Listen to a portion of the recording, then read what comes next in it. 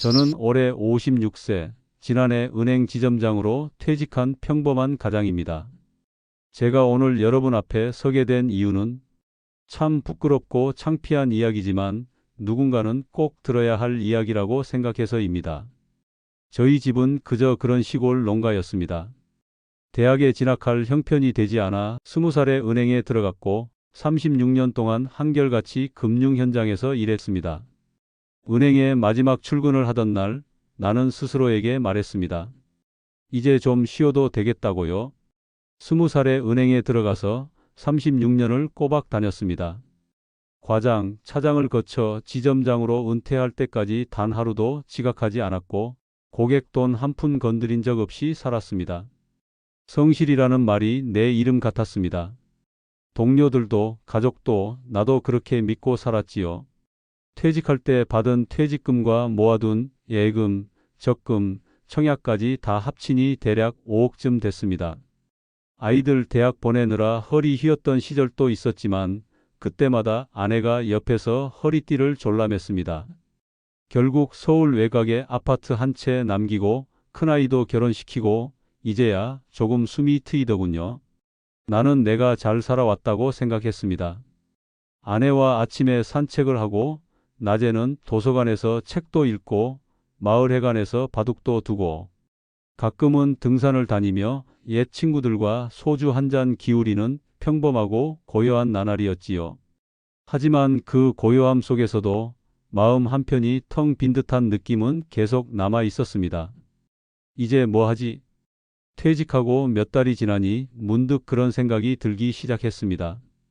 아내는 손주들 돌보는 재미에 빠져 있었고 나는 그저 조용히 있는 걸 좋아한다고 말은 했지만 속으로는 나 아직 뭔가 할 수 있는데라는 마음이 점점 커져갔습니다. 어쩌면 사회에서의 역할이 끝났다는 허전함이었을지도 모르겠습니다. 그 무렵 고등학교 동창회가 열렸습니다. 딱히 친했던 친구들도 없고 시골에서 서울까지 올라오는 것도 귀찮았지만 이상하게 그날은 가고 싶었습니다. 마치 뭔가 새로운 일이 생길 것만 같은 기분이 들었달까요? 그리고 그날 나는 그 사람을 다시 만났습니다. 30년 만에 마주한 얼굴.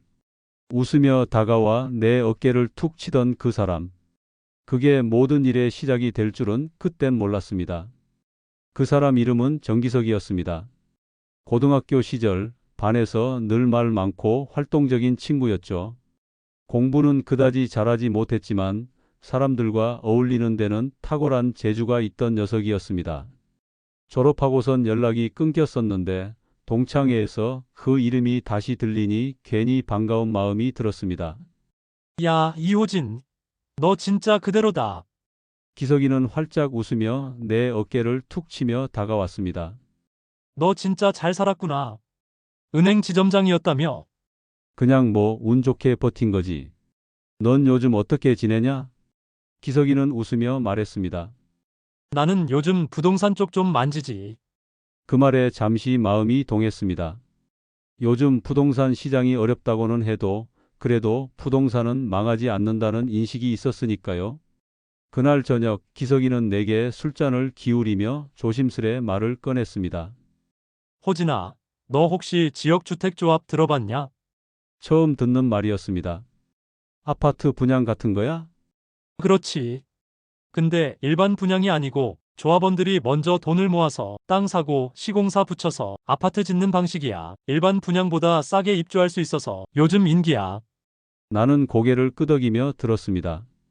기석이는 마치 내 상황을 다 아는 사람처럼 말했습니다. 너도 이제 퇴직하고 현금 좀 있잖아. 그 돈 그냥 두면 뭐하냐? 이자 붙어봐야 얼마라고. 지금 우리 조합 하나 시작했는데 땅도 다 확보했고 시청 인허가도 곧 떨어질 예정이야. 나중에 들어오면 돈만 더 내. 지금 들어오면 혜택이 많아. 그 말에 흔들리지 않을 수 없었습니다. 무엇보다 기석이가 하는 일이니까라는 생각이 먼저 들었습니다. 같은 학교, 같은 시절을 보낸 친구니까요. 게다가 그는 당당하고 자신감에 차 있었고 말도 또렷하고 명확하게 했습니다. 괜히 저 사람처럼 나도 뭐 하나 해봐야겠다는 이상한 의욕이 솟구쳤습니다. 며칠 뒤 기석이는 나를 조합 사무실로 초대했습니다. 강남 어느 오피스텔 5층 말끔하게 정돈된 사무실과 직원들, 벽에는 예상 족감도와 사업 계획표가 붙어 있었고 설명하는 사람들 말도 조리 있었습니다. 그때까지만 해도 나는 의심이라는 걸 하지 않았습니다. 아내에게는 아직 말하지 않았습니다.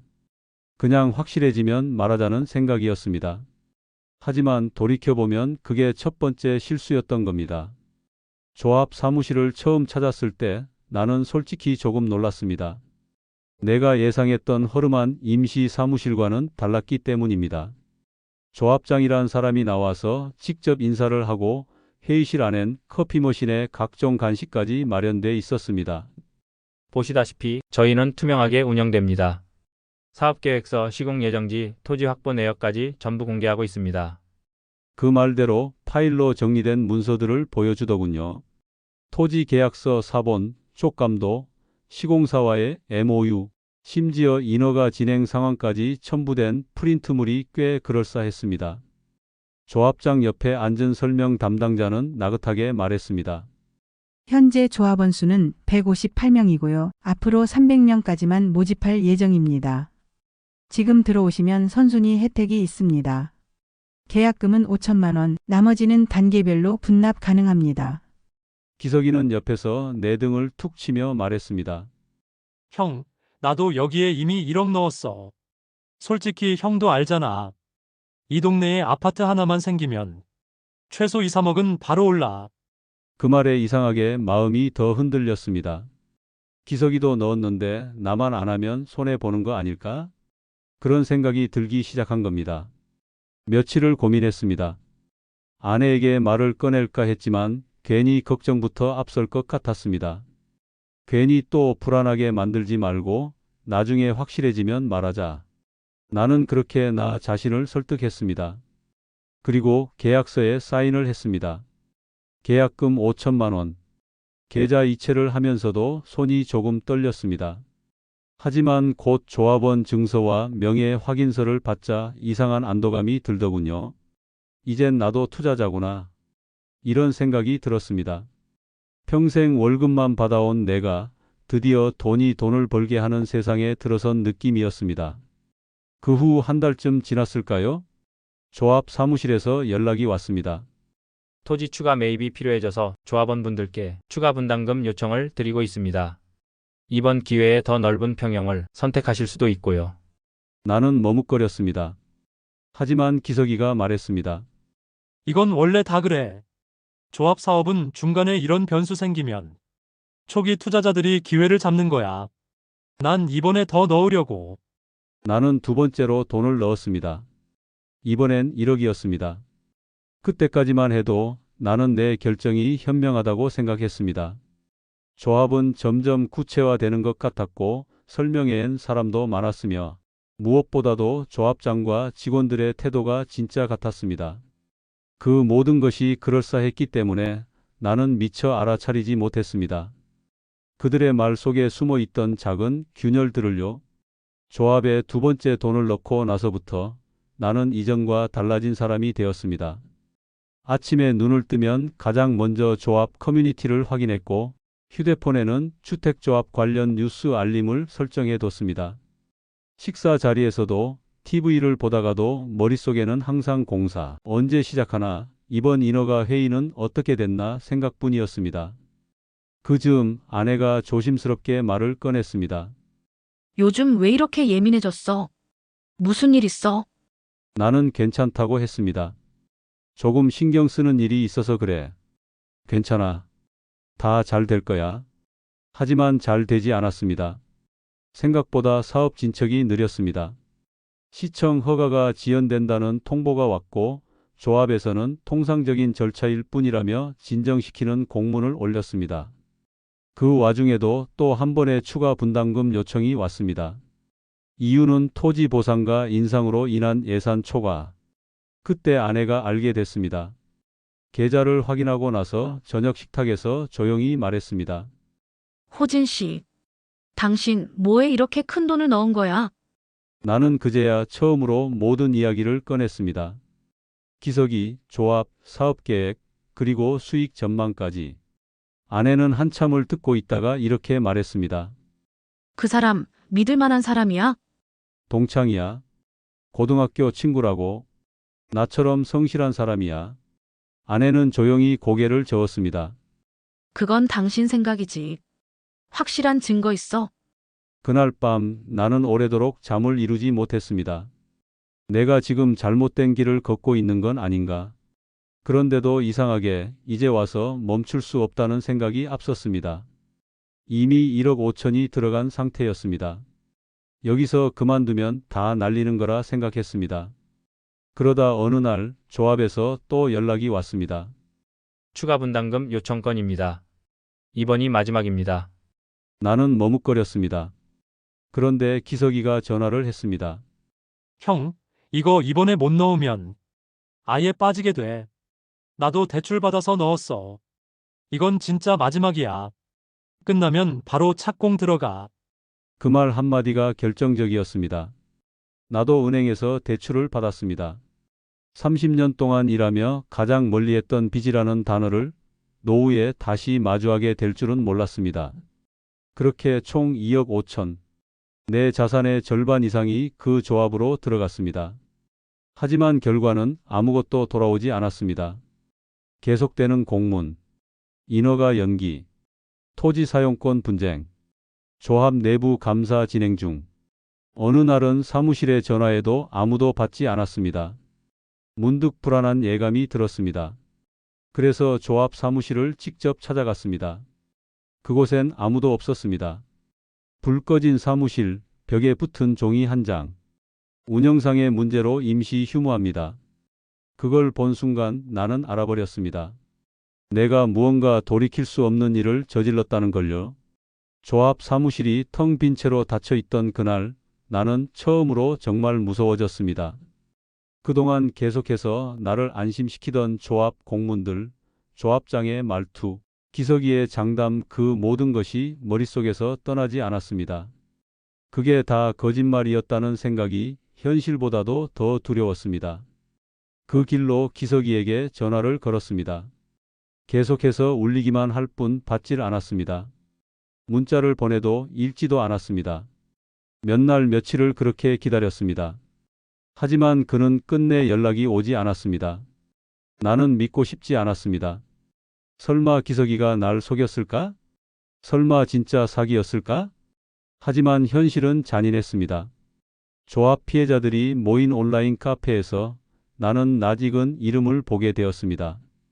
정기석, 조합 운영진 중 한 명, 자금 유용 의혹 있음. 그 이름을 보고도 나는 한동안 아무 말도 하지 못했습니다. 아내는 그 즈음 내 얼굴을 보며 말했습니다. 내가 그때 뭐라고 했는지 기억나요? 확실한 거냐고 했잖아요. 나는 고개를 떨군 채 아무 말도 하지 못했습니다. 아내는 눈을 감고 한숨을 쉬며 이렇게 말했습니다. 우린 이제 어떻게 해야 하지요? 그 말 한마디가 내 가슴을 무너뜨렸습니다.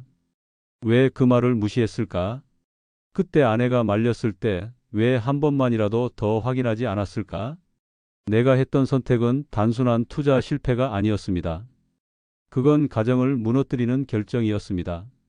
자산이 날아간 것도 모자라 그 자산을 지키기 위해 내내 전략하고 희생했던 아내의 삶까지 무너뜨려버린 선택이었습니다. 그 후 본격적으로 피해자 모임에 나가기 시작했습니다. 같은 처지의 사람들이 모여서 이야기를 나눴습니다.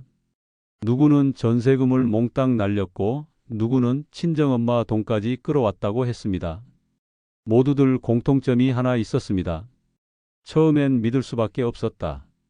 그리고 가족한테 말하지 않았다. 그 말을 들으며 나는 내 잘못이 얼마나 컸는지 실감했습니다. 가장이라는 자부심이 때로는 가장 큰 함정이 될 수 있다는 걸 그때 알았습니다. 경찰서에도 가보고 변호사도 찾아가 보았습니다. 하지만 돌아오는 말은 한결같았습니다. 조합이 법적으로 해산되지 않은 이상 아직 민사소송 단계입니다. 사기 입증은 쉽지 않습니다. 돈을 돌려받기까지 수년이 걸릴 수 있고 회수 가능성도 낮습니다. 나는 조용히 자리에서 일어나 집으로 돌아왔습니다. 그리고 처음으로 아내 앞에서 울었습니다. 신이 넘은 남자가 그날 그렇게 소리 없이 울었습니다. 조합 사무실 앞에서 난 그렇게 한참을 서 있었습니다. 문은 굳게 닫혀 있었고 그 문 앞에 서 있는 내 모습이 참 초라하게 느껴졌습니다. 은행원으로 살던 내내 이렇게 허무하고 무력한 기분은 처음이었습니다. 그날 이후로 모든 것이 급속히 무너졌습니다. 먼저 은행에서 받은 대출이 문제가 되기 시작했습니다. 매달 갚아야 할 원리금이 부담으로 다가왔고 그 부담은 결국 아내에게도 전가됐습니다. 아내는 조용히 말했습니다. 우리 집을 담보로 다시 대출받는 건 어때요? 나는 고개를 저었습니다. 그럴 수 없어. 이 집은 마지막 남은 건데. 하지만 현실은 생각보다 훨씬 더 냉정했습니다. 몇 달 뒤 우리는 결국 집을 담보로 추가 대출을 받게 됐습니다. 그렇게라도 원금 일부를 갚지 않으면 신용이 무너질 수 있었기 때문입니다. 그때부터 아내는 새벽에 마트에 나가기 시작했습니다. 몸을 움직이는 게 낫겠어요. 집에만 있으면 더 미쳐버릴 것 같아서요. 나는 말릴 수도 도와줄 수도 없었습니다. 그저 아내가 등 돌리고 나가는 그 순간 혼자 조용히 눈을 감을 뿐이었습니다.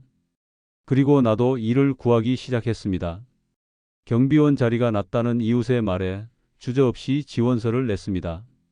오전 6시부터 오후 3시까지 아파트 단지 입구에서 차량을 정리하고 택배를 전달하고 민원 전화를 받으며 지냈습니다. 어떤 주민은 나를 무시했고 어떤 이는 반말을 던졌습니다. 그럴 때마다 나는 웃으며 말했습니다. 예, 알겠습니다. 그리고 속으로만 중얼거렸습니다. 이게 내 노후인가? 아내와의 대화도 점점 줄어들었습니다. 저녁에 마주 앉아도 서로 고개만 푹 숙인 채 밥을 먹었습니다. TV를 틀어도 무슨 프로그램이 나오는지 눈에 들어오지 않았습니다. 침묵 속에서 우리는 같은 생각을 하고 있었을 겁니다. 어디서부터 잘못됐을까? 왜 그때 멈추지 못했을까? 가끔은 아내가 한숨을 내쉬며 말하곤 했습니다. 그래도 그때 내가 더 세게 말렸어야 했나 봐요. 나는 그런 아내를 붙잡고 말했습니다. 그건 내 책임이야. 다 내가 한 결정이야. 아내는 아무 말도 하지 않았습니다. 하지만 그 말 없는 시간이 말보다 더 아프게 느껴졌습니다. 이제 통장에는 몇십만 원이 남아 있었고 월급날이 되면 바로바로 빠져나갔습니다. 그 많던 자산이 모두 사라졌습니다. 단 한 푼도 돌아오지 않았습니다. 남은 건 조합 명의의 계약서, 이미 사라진 사무실 주소, 그리고 폐쇄된 전화번호뿐이었습니다. 나는 내가 바보 같다고 생각했습니다. 30년 넘게 금융권에 몸담았던 내가 그런 사기에 넘어갈 줄은 꿈에도 몰랐습니다. 하지만 그 순간에도 어딘가에선 희망을 찾고 있었던 겁니다. 혹시라도 연락이 다시 오지 않을까? 혹시라도 돈이 일부라도 돌아오지 않을까? 그 희망이란 건 때론 가장 잔인한 덫이기도 했습니다. 겨울이 깊어질 무렵 나는 새벽 5시에 일어나 두꺼운 패딩을 입고 집을 나섰습니다. 경비실까지는 걸어서 15분 거리. 어두운 골목을 지나며 가로등 불빛 아래 길을 걸었습니다. 손에는 보온병 하나, 주머니에는 작은 라디오가 들어 있었습니다. 요즘은 그 라디오에서 흘러나오는 사연들이 유일한 위로였습니다. 경비실에서의 하루는 단순했습니다. 택배를 받아 정리하고 차량을 통제하고 주민 민원을 처리하고 쓰레기장을 돌보는 일. 하지만 그 단순함 속에 나는 다시 일하는 사람이 된 기분을 느꼈습니다. 물론 은행 지점장 때와는 전혀 다른 종류의 일이었지만 그래도 몸을 움직인다는 건 분명한 의미가 있었지요. 가끔은 이런 생각도 들었습니다. 이걸 더 일찍 시작했더라면 아내에게 그 고생을 시키진 않았을 텐데. 마트에서 허리를 굽히며 진열대를 정리하고 무거운 박스를 나르는 아내의 뒷모습이 머릿속을 떠나지 않았습니다. 나는 그 모습을 볼 때마다 미안해서 눈을 마주치지 못했습니다. 한 번은 퇴근하고 돌아오는 길, 아파트 단지 근처 벤치에 앉아 있던 아내를 보았습니다. 작은 보온 도시락을 들고 있었지요. 이 시간엔 추우니까 따뜻한 거 좀 마셔요. 그 말을 들으며 나는 목이 메어 아무 말도 못했습니다. 그 도시락 속에는 미역국과 따뜻한 밥, 김치가 담겨 있었습니다. 그날따라 그게 참 짠하고 고맙고 미안하더군요. 시간이 조금씩 흘렀습니다. 기석이는 여전히 소식이 없고 조합은 완전히 해산 수순에 들어갔다는 뉴스만이 흘러나왔습니다. 피해자들끼리의 민사소송은 길게 이어지고 있었고 변호사는 말했습니다. 돌려받을 가능성은 거의 없습니다. 나는 그 말을 들으며 담담하게 고개를 끄덕였습니다. 이젠 기대하지 않았습니다. 기대하지 않기로 했습니다. 그게 나를 지키는 방법이라는 걸 배웠기 때문입니다. 요즘 나는 아내와 함께 주말마다 도서관에 갑니다. 책을 읽기도 하고 가끔은 근처 공원에서 산책도 합니다. 손을 잡으면 아내 손이 예전보다 거칠어진 게 느껴집니다. 그 손을 꼭 잡으며 속으로 다짐합니다. 이젠 지켜야 한다. 어떤 일이 있어도. 큰 돈은 없지만 마음은 조금씩 평온해졌습니다. 이제야 진짜 노후란 게 뭔지 조금씩 알아가는 중입니다. 그리고 무엇보다 나는 아직도 이 삶을 다시 시작할 수 있다고 믿고 있습니다. 그건 아내 덕분이고 가족 덕분이고 그리고 나 자신이 포기하지 않았기 때문입니다. 요즘은 출근길이 조금 가볍습니다. 경비실에서의 일도 익숙해졌고 마트에서 일하는 아내도 이제는 웃으며 퇴근 얘기를 꺼냅니다. 오늘 어떤 손님이 감사하다고 귤을 놓고 가더라니까요. 그 말을 들으며 나도 모르게 웃게 됩니다. 우리가 마주보며 웃는 일이 다시 생겼다는 사실이 요즘 가장 큰 위안입니다. 이따금 아내와 저녁을 먹다 보면 우리가 잃어버린 것들에 대해 말하게 됩니다. 당신은 후회 안 해요? 그 물음에 나는 잠시 고개를 떨구고 이내 천천히 말합니다. 후회하지 않는다면 거짓말이지. 근데 이제는 그걸 딛고 살아야 하잖아. 아내는 조용히 고개를 끄덕입니다. 그래도 우리 아직 같이 있으니까요. 맞습니다. 우리는 아직 같이 있습니다. 집은 담보 대출이 남아있고 퇴직금은 사라졌고 여유는 없지만 그래도 아침에 눈 뜨면 마주할 사람이 있고 따뜻한 밥 한 끼 나눌 가족이 있습니다. 그게 얼마나 소중한 건지 이제는 알 것 같습니다. 가끔 나는 지나간 나를 떠올립니다. 은행에서 정장을 입고 일하던 나, 조합 설명회를 들으며 꿈에 부풀던 나, 투자금에 마음 졸이던 나, 그리고 마지막엔 아내 앞에서 무너져 울던 나까지. 그 모든 순간들이 지금의 나를 만들었습니다. 부끄럽고 후회되고 미련했지만 그 시간들을 지나왔기에 나는 지금 다시 서 있습니다. 이 영상을 보고 계신 분들께 말씀드리고 싶습니다. 수익 보장은 100% 사기입니다. 그 누구도 절대적으로 수익을 보장할 수는 없습니다. 그 말이 나올 때마다 반드시 의심하고 멈추셔야 합니다. 그리고 또 하나, 가족과 상의하지 않은 투자는 절대 하지 마십시오.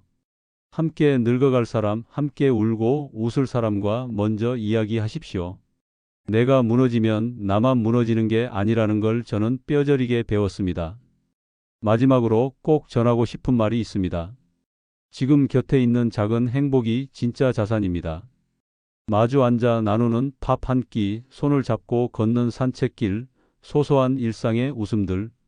그것들이야말로 어떤 투자 수익보다 더 확실하고 더 따뜻한 이익입니다.